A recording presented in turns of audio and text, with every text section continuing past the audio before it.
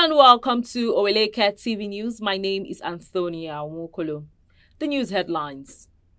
Government orders 100,000 metric tons of grains release, warns hoarders. NLC TUC issue 14-day strike notice. On the foreign scene, Trump wins Nevada, Virgin Islands to close in on Republican nomination. And in sports, Super Eagles NWABALI speaks out after semi-final victory.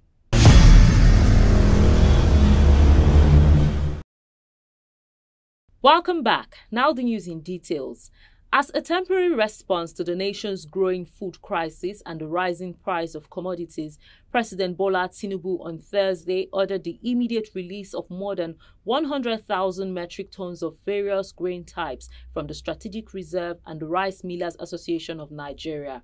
The government warned that those hoarding foodstuffs would be dealt with. The Minister of Information and National Orientation, Mohammed Idris, revealed this to State House correspondents after the final leg of the 3 meetings of the Special Presidential Committee on Emergency Food Intervention at the Aso Rock Villa in Abuja on Thursday.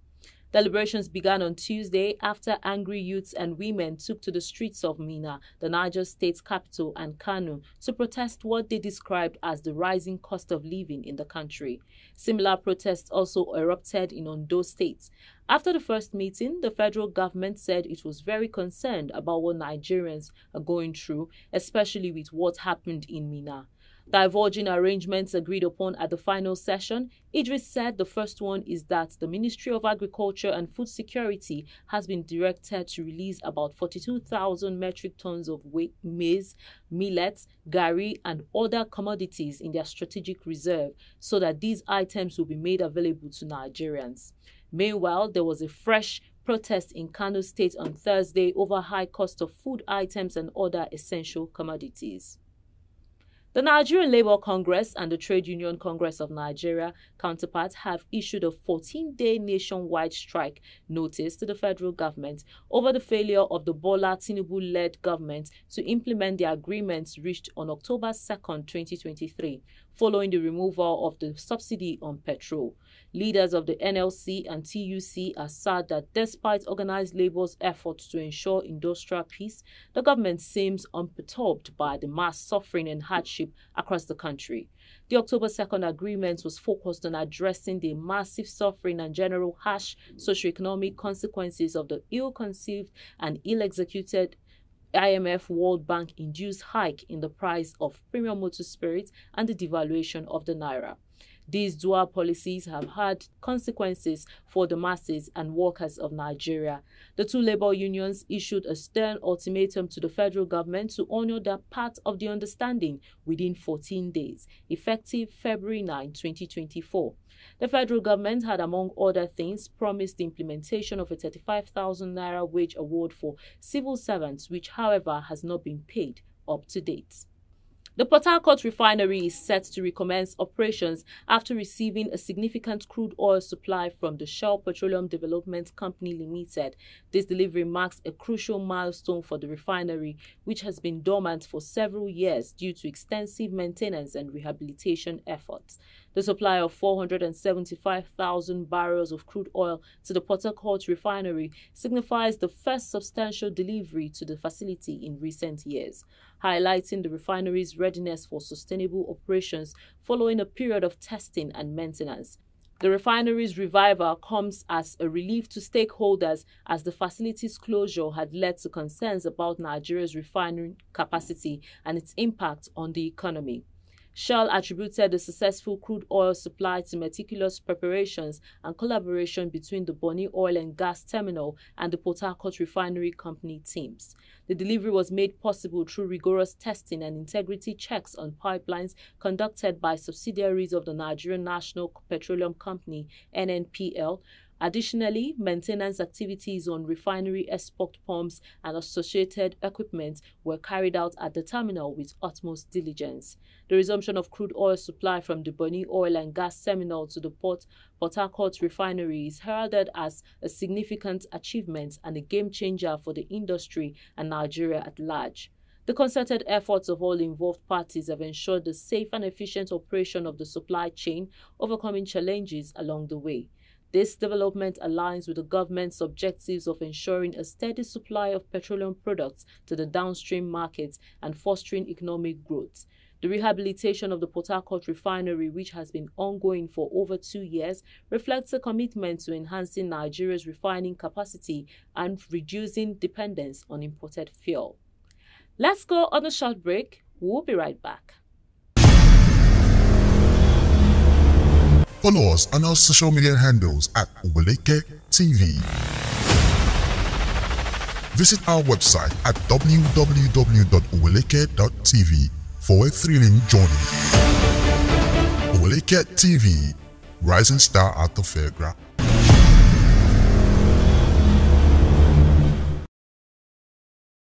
Welcome back.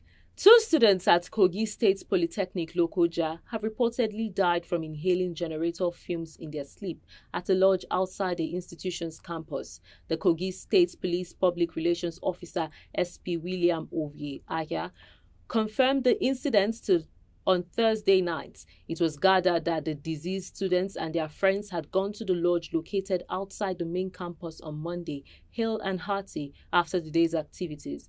Unfortunately, 2 of the students, Bilikisu Tijani Elejo, 20 years old, and Ibrahim Haliru, 26 years old, were found dead the following day, while the third person, Mary Ojochegbe, was reportedly found unconscious in the room. A source stated that a friend of the trio who went to check on them in their lodge on Tuesday morning discovered the ugly incident. It was learned that 2 of the victims were residing at Ganaja area of Lokoja, but decided to spend the night with their friend at the said lodge that day in order to attend the following day's lecture with ease.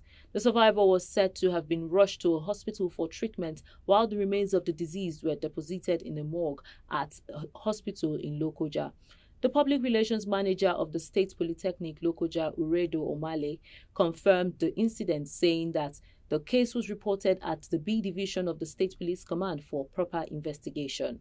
The police public relations officer, SP Aya, said that the post-mortem examination showed the 2 students died from inhaling carbon monoxide gas from a generator.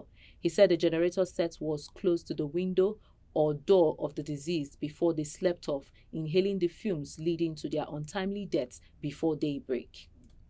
The Nigerian Senate said it has uncovered $400 million in intervention funds domiciled in banks and other financial institutions over a couple of years. Chairman of the Senate Committee on Local Content, Senator Natasha Akpoti-Uduaghan, disclosed this during a session with the Nigerian Content Development and Monitoring Board, NCDMB. Akpoti-Uduaghan stated that out of the intervention funds uncovered, $30 million was budgeted for capacity building in oil and gas, while $20 million was meant for women in oil and gas businesses. Another $50 million of local content development fund available for research and development in oil and gas industries was also domiciled in the Central Bank of Nigeria. The senator questioned why the funds were lying fallow without Nigerians assessing them and called on the Nigerian Local Content Development Board, NCDMB, to make the funding opportunities accessible to ordinary Nigerians. According to her, the funds are capable of attracting oil and gas equipment manufacturers to Nigerian oil and gas park scheme facilities, as well as increase access to affordable finance by the manufacturing entities. Justice James Omotosho of the Federal High Court in Abuja has granted bail to the suspended Dean of Faculty of Law, University of Calabar, Professor Cyril Ndefon, to the tune of 250 million naira in the sexual harassment and gratification case instituted against him by the Independent Corrupt Practices and Other Related Offences Commission. The court also granted his lawyer, Sonny Anyanwu, bail to the tune of 50 million naira, among other stringent bail conditions. Both defendants are expected to produce 2 sureties who own properties within FCT with a minimum valuation of 150 million naira and must submit their bank statements to the court. The court also held that the defendants must file an undertaking not to interfere with the case, readiness to attend trial, and not to cause delay. The defense counsel, Joe Agi and Solomon Umo, had urged the court to grant their clients bail on liberal terms, but the prosecution counsel countered the bail application, asking the court to dismiss. Ruling on the bill, Justice Omotosho held that while bail is a constitutional right, the court must be guided by the nature of a charge and the possibility of the accused person interfering with the case against him, among other things. He said the defendants are facing sexual harassment offenses through requesting nude videos, but they are not capital offense like terrorism. Justice Omotosho subsequently adjourned the case to February 12 for continuation of hearing. Up next are stories on the foreign scene after the break. Follow us on our social media handles at Oweleketv. Visit our website at www.oweleketv for a thrilling journey.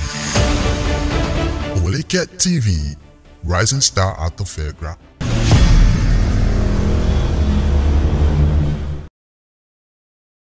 Welcome back. On the foreign scene, Donald Trump won the Republican presidential nominating caucuses in Nevada and the U.S. Virgin Islands on Thursday, moving closer to becoming his party's White House standard bearer and a likely general election rematch with President Joe Biden in November.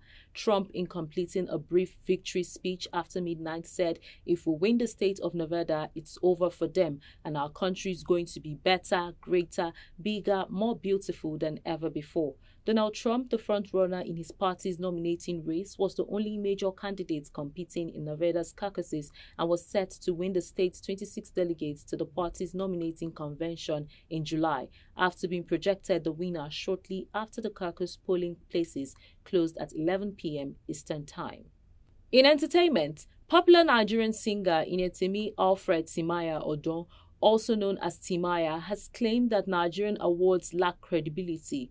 Recall that Nigerians accused the Grammy organizers of complicity after the Recording Academy failed to offer all the Nigerian nominees any award at the 66th Grammys. Reacting during a recent interview with the Beat 99.9 FM Lagos, Timaya insisted that Nigerian awards are even worse than the Grammys in terms of credibility. He, however, advised his colleagues not to back down in their quest for obtaining a Grammy.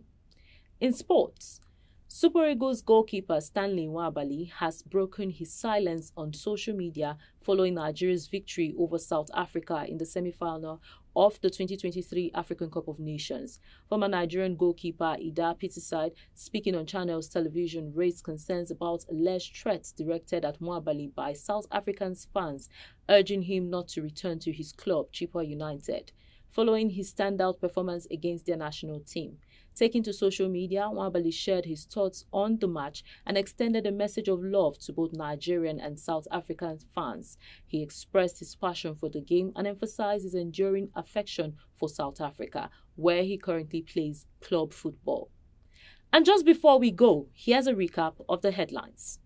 Government orders 100,000 metric tons of grains release, warns hoarders. NLC, TUC issue 14-day strike notice. On the foreign scene, Trump wins Nevada, Virgin Islands to close in on Republican nomination. And in sports, Super Eagles NWABALI speaks out after semi-final victory. And that's the package on our news bulletin. Kindly follow us on all our social media platforms at Oweleketv. Our website is www.oweleketv. I am Antonia Mwokolo. Thank you for watching.